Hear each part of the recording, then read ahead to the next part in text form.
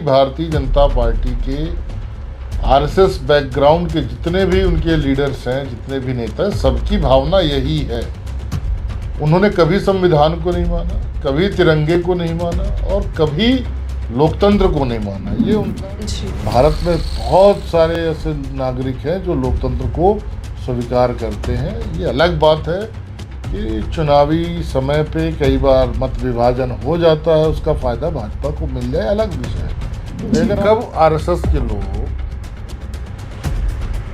ऐसे पकड़ के उठा के मोहरे की तरह दूसरी तरफ रख देंगे, पता नहीं चलेगा। हम अगर बहुत नज़दीक से आप देखिए तो बहुत दिन बाद सामने की बात है, स्वर्गीय अटल बिहारी वाजपेयी जी, जिन्होंने पूरा जीवन आरएसएस और भाजपा को जिंदा रखने में लगा दिया। अंतिम समय में उनके साथ क्या हुआ कि फेस का इस्तेमाल हो रहा है। जब अमित शाह जिस दिन सत्ता से हटेंगे उस दिन देखिएगा उनकी क्या स्थिति होगी कि उन्होंने बाबा साहब के ऊपर टिप्पणी की, क्योंकि संविधान बनाने में बाबा साहब के साथ संविधान सभा में बहुत सारे साथी थे जिन्होंने सहयोग किया है उसमें, और बाबा साहब ने दिन रात मेहनत करके उसको सजाने की, उसको संवारने की कोशिश की जी। लेकिन सर जिस तरीके वही स्थिति है आज भारतीय जनता पार्टी की कि वो अपने बाप दादाओं पे आरोप लगा रहे हैं कि हम तुमसे बेहतर हैं जी। जो संसाधन उनके पास थे उन्होंने वो काम किया, आज जो संसाधन आपके पास है वो काम आपका।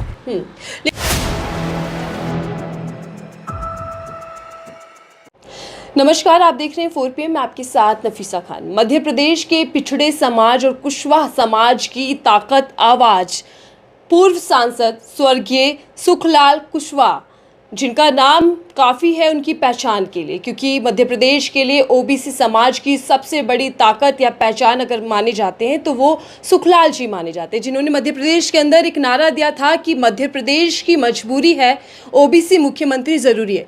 ये नारा आज तक मध्य प्रदेश में गड़ा हुआ है और अभी तक मध्य प्रदेश के अंदर अगर देखा जाए तो ओबीसी समाज से ही मुख्यमंत्री आए हैं। आज उन्हीं के पुत्र हमारे साथ हैं, बातचीत करते हैं। कांग्रेस के विधायक भी हैं मध्य प्रदेश के अंदर, सिद्धार्थ कुशवाहा। इनसे समझते हैं कि जब राजनीति अपनी चरम सीमा पार करती दिखाई दे रही है, राजनीतिक गलियारों में जब डॉक्टर अंबेडकर जी का अपमान होता दिखाई दे रहा है संसद के भीतर, और इसी सियासत को लेकर उनकी राय क्या है। लगभग ये माना गया है कि बीजेपी ने हर बार दलित वंचित जो वर्ग है उनको अपमानित किया या उनको दबाने की, कुचलने की कोशिश की है। ये सत्ता पक्ष पर आरोप लगता रहा है, विपक्ष लगाता रहा है। लेकिन अब जब संसद के अंदर ये पूरा मामला विवादित बन जाता है तो कांग्रेस पार्टी का रुख क्या है और उनकी राय क्या है, इसी को लेकर बातचीत करते हैं। सिद्धार्थ जी, बहुत बहुत स्वागत है आपका 4PM पर। सबसे पहले तो मैं इसी पर आपकी टिप्पणी चाहूँगी सर। अमित शाह गृह मंत्री हैं, संसद के अंदर एक विवादित बयान देते हैं डॉक्टर अंबेडकर को लेकर। उसके बाद जिस तरीके से सड़कों पर आक्रोश देखने को मिल रहा है और सत्ता पक्ष और विपक्ष कांग्रेस पार्टी के बीच में जो सियासी जंग देखने को मिल रही है, उसको लेकर क्या कुछ कहेंगे? इस बयान के मायने क्या हैं? जिस तरीके से बयान दिया है अमित शाह जी ने, ये उनकी मानसिकता को दर्शाता है। वो कभी भी संविधान के पक्ष में नहीं रहे और आरएसएस के सींचे हुए पौधे हैं और आरएसएस का पौधा समाज के काम नहीं आता, वो सिर्फ आरएसएस के काम आता है। और अमित शाह उन्हीं पौधों में से एक है जो उनके मन के विचार थे, जो उनके मन की भावना थी, वो बातों बातों में उनसे निकल गई। और अकेले अमित शाह की भावना ये नहीं है, पूरी भारतीय जनता पार्टी के आरएसएस जितने भी उनके लीडर्स हैं, जितने भी नेता हैं, सबकी भावना यही है। उन्होंने कभी संविधान को नहीं माना, कभी तिरंगे को नहीं माना और कभी लोकतंत्र को नहीं माना। ये उनका एक खुद का एक व्यवस्था है, खुद की उनकी एक सोच है। और जब अब उन्हें लोकतंत्र में जवाब देना पड़ता है तो जवाब देते समय वो कितना खींच जाते हैं, कितना उन्हें गुस्सा आता है, कितना उन्हें कष्ट होता है, ये बात सामने आ गई। रही बात भारत की व्यवस्था की, तो भारत की जो व्यवस्था है, भारत का जो संविधान है, भारत का जो लोकतंत्र है, वो यहाँ के लोगों से है, ना कि वो भाजपा वालों से है, ना कि आरएसएस वालों से। जी भारत में बहुत सारे ऐसे नागरिक हैं जो लोकतंत्र को स्वीकार करते हैं। ये अलग बात है कि चुनावी समय पे कई बार मत विभाजन हो जाता है, उसका फायदा भाजपा को मिल जाए, अलग विषय है। अगर आप देखो कितने परसेंट वोट मिलता है, कितने स्टेट है जहां अभी भी भाजपा को कार्यकर्ता और प्रत्याशी नहीं मिलते हैं, तो भारत की बात क्या समझेंगे। जी वो तो नागपुर का जो उनका कार्यालय है, आरएसएस जो उन्हें पर्ची लिख के देता है वो करते हैं, मुख्यमंत्री बदल देते हैं, प्रधानमंत्री बना देते हैं, किस दल को तोड़ना है, किस दल को जोड़ना है, जी ये कोई अमित शाह थोड़ी कर रहे हैं, ये तो आरएसएस कर रहे हैं। अमित शाह का तो फेस है सिर्फ, और अमित शाह के फेस का इस्तेमाल हो रहा है। जब अमित शाह जिस दिन सत्ता से हटेंगे, उस दिन देखिएगा उनकी क्या स्थिति होगी।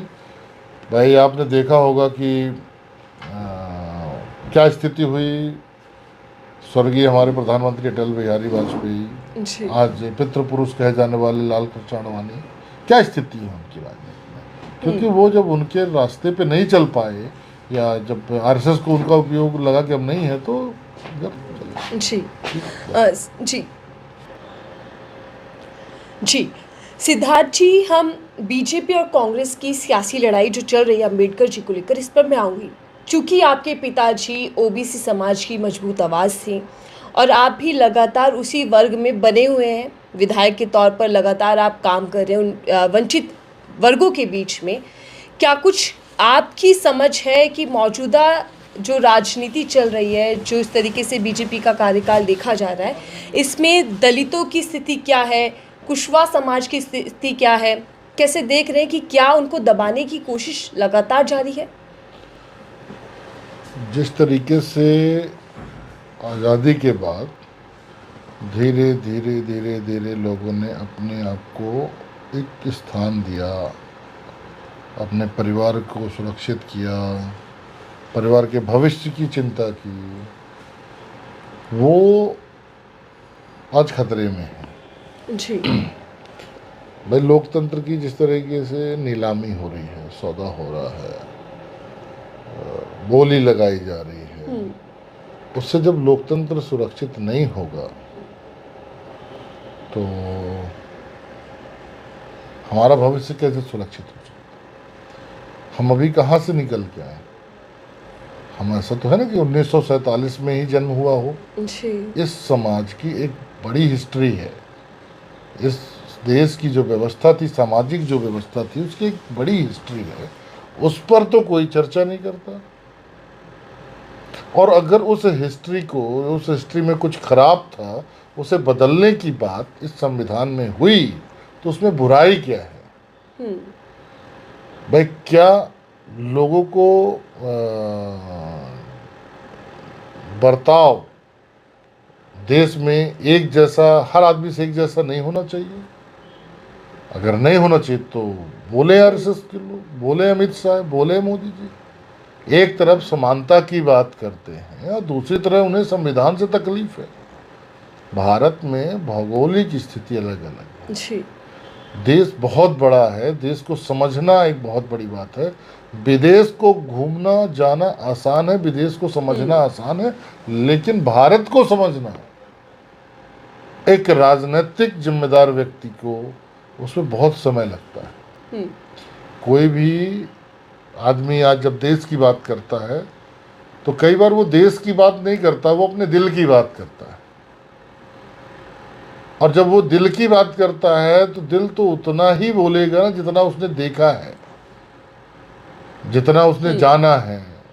अब इस देश में ही इतनी सभ्यताएं हैं, इतनी व्यवस्थाएं हैं कि उसे जानने और समझने में हम जैसे लोगों को एक पीढ़ी लग जाती है। तो अमित शाह देश के बारे में जानते क्या है, और हो सकता है किताबी ज्ञान हो भी, चार चड्डी छाप लोग जी। उनके आसपास घेर के बैठ के उनको सलाह देते हों और वो आके माइक में, मीडिया में, हाउस में जाके बोलते हों, ये एक अलग बात है। जी। लेकिन उनका अनुभव क्या है, अपनी फैमिली हिस्ट्री, अपनी जर्नी क्या वो सार्वजनिक करेंगे? कब, कहाँ गए, कहाँ पैदा हुए, किस गांव में गए, वहाँ के गांव के लोगों से उनका रिश्ता क्या है, व्यवस्था क्या है, क्या जानते हैं वो? जी। हमारे देश में कई स्टेट हैं, हर स्टेट में कई सभ्यताएं हैं, कई व्यवस्थाएं हैं, कई बोली भाषा है, कल्चर है, जो एक सामाजिक व्यवस्था में जाति व्यवस्था है, धार्मिक व्यवस्था है, बिल्कुल। हर जगह डिफरेंस। भाई हम अगर किसी भी स्टेट की बात कर सकते हैं, आप दिल्ली की बात कर लो जी। तो दिल्ली में ही अलग अलग कल्चर है। जो पंजाब बॉर्डर है वहाँ का कल्चर अलग है, जो यूपी बॉर्डर है वहाँ कल्चर अलग। उत्तर प्रदेश में आप चले जाओ तो पश्चिमी उत्तर प्रदेश अलग है, पूर्वांचल अलग है, दोनों का कल्चर अलग है। मध्य प्रदेश में जाओ तो महाकौशल का कल्चर अलग है, चंबल का कल्चर अलग है, विंध्य का कल्चर अलग है, मालवा का कल्चर अलग है। तो क्या अमित शाह को इसका अनुभव है कि उन्होंने बाबा साहब के ऊपर टिप्पणी की? क्योंकि संविधान बनाने में बाबा साहब के साथ संविधान सभा में बहुत सारे साथी थे जी। जिन्होंने सहयोग किया है उसमें, और बाबा साहब ने दिन रात मेहनत करके उसको सजाने की, उसको संवारने की कोशिश की है। जी। लेकिन सर, जिस तरीके से हम देख रहे हैं कि अमित शाह अपमान कर देते हैं, लेकिन भारतीय जनता पार्टी के तमाम लीडर्स कांग्रेस पर हमलावर हैं और ये आरोप लगा रहे हैं कि उनके कार्यकाल में कभी बाबा साहब को वो मान सम्मान मिला ही नहीं। वो हमलावर नहीं है, वो बचाव कर रहे हैं अपने ऊपर, वो आरोप प्रत्यारोप की राजनीति करके। जी। भाई बाबा साहब के सम्मान का उनका पैमाना क्या है? भाई कांग्रेस ने डे फर्स्ट से लेके आज तक भारतीय लोकतंत्र को, भारतीय कानून को लोगों में पहुंचाने का काम किया। वो आरक्षण के माध्यम से, हक अधिकार के माध्यम से, तमाम जो योजनाएं हैं वो लोगों तक पहुंचाना, यही कांग्रेस का काम रहा। आज जो टेक्नोलॉजी है भारत के पास या हम नौजवानों के पास, आज जो टेक्नोलॉजी है वो हमारे पिता और हमारे दादा के पास नहीं थी। हम उनसे कैसे कंपैरिजन कर सकते हैं? आज कर सकते हैं क्या? तो वही स्थिति है आज भारतीय जनता पार्टी की कि वो अपने बाप दादाओं पे आरोप लगा रहे हैं कि हम तुमसे बेहतर हैं। जी। जो संसाधन उनके पास थे उन्होंने वो काम किया, आज जो संसाधन आपके पास है वो काम आपका। लेकिन जिस तरीके से हम देख रहे हैं कि संविधान और डॉक्टर अंबेडकर पर जो विवादित बयान चल रहे हैं, आरोप प्रत्यारोप चल रहे हैं, तो राजनीति तो तमाम पार्टियां कर रहे हैं, सबकी निगाहें दलित वोट पर है। देखिए ऐसा है, कुछ लोगों के लिए हो सकता है राजनीति मनोरंजन का माध्यम हो, जी, है ना, टीआरपी का माध्यम हो, लेकिन हम लोग इस मामले में जिस विषय पे हम लोग बात कर रहे हैं ये गंभीर विषय है और ये देश के आने वाली पीढ़ी को सुरक्षित करने का एक अवसर है, समय है। आप देख लीजिए जैसे जैसे हम आगे बढ़ रहे हैं, लोग आत्मनिर्भर होते जा रहे हैं, हो रहे हैं ना? जी। क्यों हो रहे हैं? क्योंकि उनके पास शिक्षा है, उनके पास संसाधन है, उन्हें अपने हक और अधिकार मालूम है, इसलिए आत्मनिर्भर हो रहे हैं। जी। और यही आत्मनिर्भरता आरएसएस के लोगों को पसंद नहीं है कि कोई दलित, कोई महिला, कोई बेटी जी। वो आत्मनिर्भर होकर इस देश में अपने आवश्यकता और अपनी सोच के मुताबिक जीवन जी सके। क्योंकि इन्होंने तो हमेशा सामाजिक व्यवस्था के नाम पे, धर्म के नाम पे लोगों के हद अधिकार छीने हैं, उसमें रुकावटें पैदा की हैं, उनमें हमेशा कोई ना कोई व्यवधान पैदा किए हैं। जी। लेकिन पीएम मोदी तो आत्मनिर्भर भारत की संकल्प लेकर चल रहे हैं, सपना लिए आगे बढ़ रहे हैं। वो आज तक किसी का जवाब दिए हैं? आज तक किसी भी व्यक्ति का, किसी भी रिपोर्टर जी। का, किसी भी प्रश्न का जवाब दिए हैं, वो सब मन की बात कहते हैं, लिखी लिखाई बातें हैं जो 4-10 लोग बैठ के उन्हें लिख के दे देते हैं, और वो जाते हैं और घंटों हाउस में बोलते हैं, घंटों। और वो घंटों बोलने के पहले कितने घंटे तैयारी करके आते हैं ये थोड़ी ना बताया जाता है।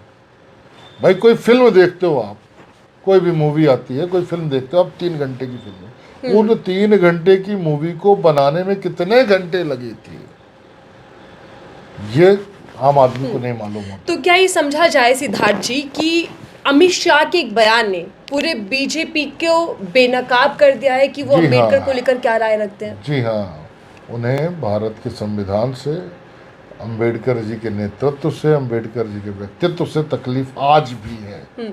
उन्हें पसंद नहीं है शायद कि एक दलित का बेटा, एक दलित परिवार में जन्मा बच्चा भारत में इतना सम्मान पा रहा है, लोग उन पर इतना विश्वास कर रहे हैं, ये शायद उनको बात हजम नहीं हो पा रही है।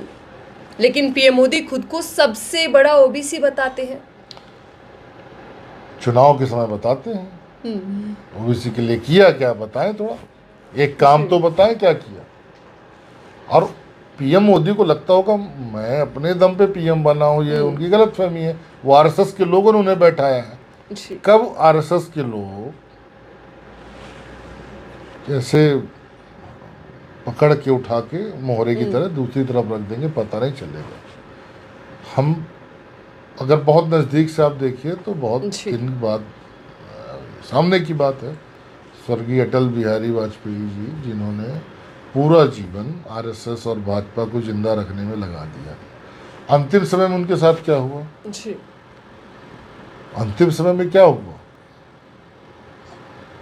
वो बीमार हुए, बीमारी से लोग कैसे ठीक होते हैं? सिर्फ दवाइयों से ठीक नहीं होते, एक माहौल से भी ठीक होते हैं। लेकिन उनको ऐसे माहौल में रखा गया कि उनकी बीमारी ठीक होने की बजाय जैसे नज़रबंद हो। जी। वो अलग बात है कि उनकी अंतिम यात्रा में लोग पैदल चले, सड़कों पे चले, बड़ा तामझाम दिखाया गया, वो एक अलग विषय। लेकिन जब वो जी रहे थे, जब उनको लोगों के साथ सहयोग की आवश्यकता थी, तो किसने दिया? जी। वो तो अब आडवाणी जी को आप देखिए कि अगर उनकी अपनी संतान ना हो, उनकी अपनी बेटी उनके आसपास ना हो, तो कौन है उनके आसपास? कौन उनकी मदद कर रहा है? क्या कर रहे हैं आरएसएस के लोग? क्या भाजपा के लोग मार तो दे रहे हैं? कहीं कोई नहीं दे रहा है। तो वो तो उतने दिन इस्तेमाल करते हैं लोगों का। ये आरएसएस इस देश के लिए वो घुन है जो अगर उसको समय पे उसका इलाज नहीं हुआ तो ये जो इमारत, आज भारत की इमारत जो बुलंद बन रही है, floor by floor, floor by floor, जो हम ऊपर चढ़ते जा रहे हैं, कहीं ऐसा ना हो कि वो ध्वस्त हो। जहां एक तरफ अंबेडकर के अपमान को लेकर बीजेपी पूरी तरीके से फंसती और घिरती दिखाई दे रही है, तो वहीं आरएसएस प्रमुख मोहन भागवत का एक बयान आता है। मोहन भागवत जी कह रहे हैं कि विवादित मुद्दों को उठाकर कोई हिंदू का नेता बनना चाहता है। इस बयान की मायने आप क्या समझ रहे हैं? और इस बयान को लेकर जिस तरीके से हम देख रहे हैं कि साधु संत हों या फिर विश्व हिंदू परिषद के लोग हों, नेता हों, वो पूरी तरीके से मोहन भागवत के बयान को दरकिनार कर रहे हैं, उनके खिलाफ खड़े दिखाई दे रहे हैं। बीजेपी और आरएसएस, क्या कहानी समझ में आ रही है कि अंदरूनी कुछ कलह चल रहा है? देखिए, ये उनका जी, ये उनका खुद का फैमिली प्लानिंग होती है। जी, स्क्रिप्ट लिखी जाती है कि अब ऐसा करो तो इसको लड़ाई से बाहर कर दो, है ना। फिर लोग इसको कवर करेंगे, इसको देखेंगे। जैसे आपने क्रिकेट टूर्नामेंट देखा होगा, फुटबॉल टूर्नामेंट देखे होंगे, या क्षेत्रीय स्तर पर आपने देखा होगा कि इस मजबूत टीम को हरा दो, इसको बाहर करो टूर्नामेंट से, फिर हम लोग फाइनल में आराम से अपने हिसाब से देखेंगे, है ना। तो मैच फिक्स होता है वहाँ पे, कुछ लोग फिक्स करते हैं जी, है ना। तो ये पॉलिटिक्स को, भारत की पॉलिटिक्स को आरएसएस वर्सेस बीजेपी करके मैच फिक्स करना चाहते हैं, लोगों का ध्यान भटकाना चाहते हैं।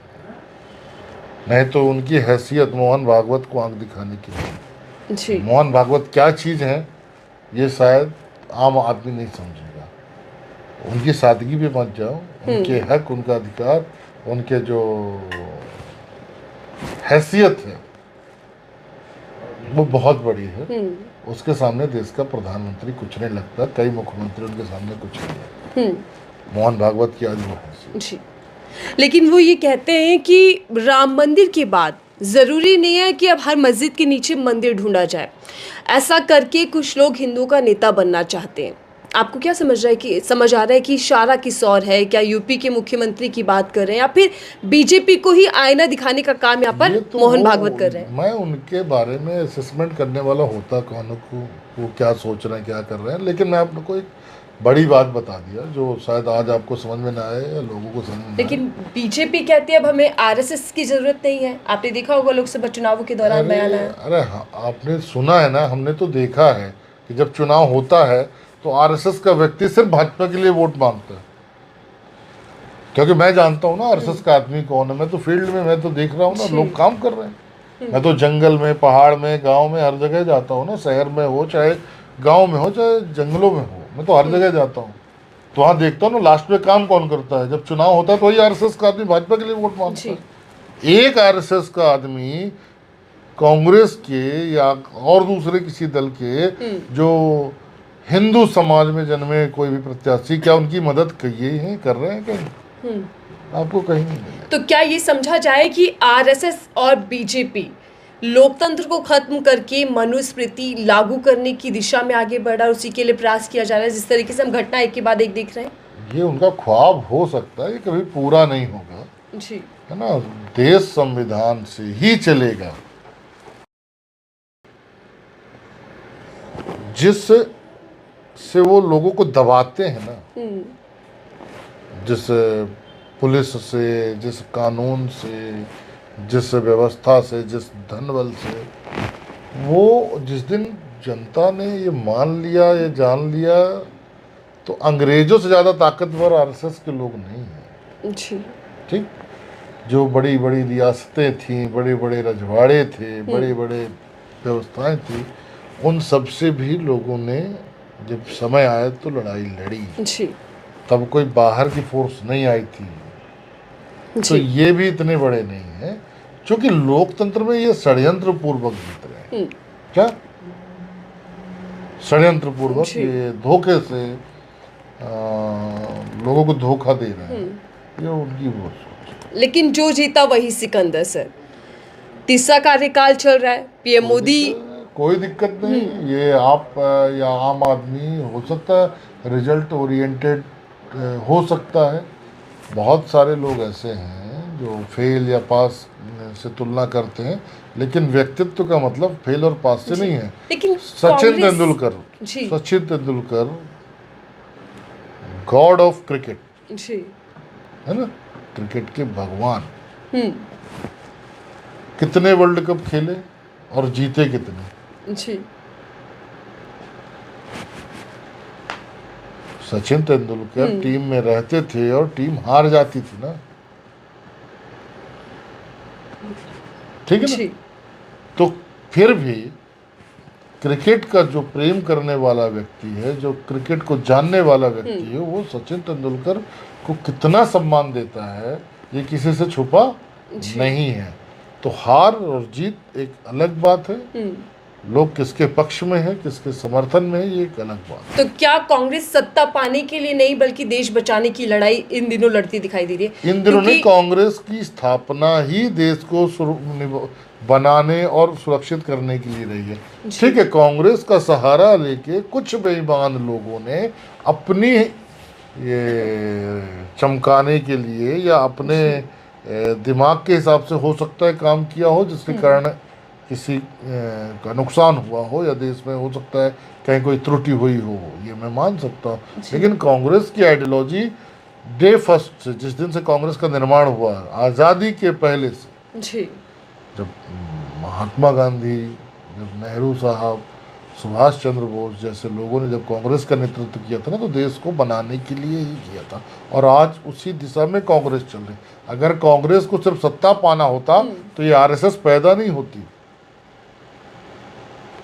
सरदार वल्लभ भाई पटेल ने आरएसएस पे बहुत पहले बैन लगा दिया था, लेकिन नेहरू जी ने कहा नहीं, ये देश का लोकतंत्र हमें जन जन तक पहुंचाना है, तो इन्हें अपनी मर्जी का काम करने दो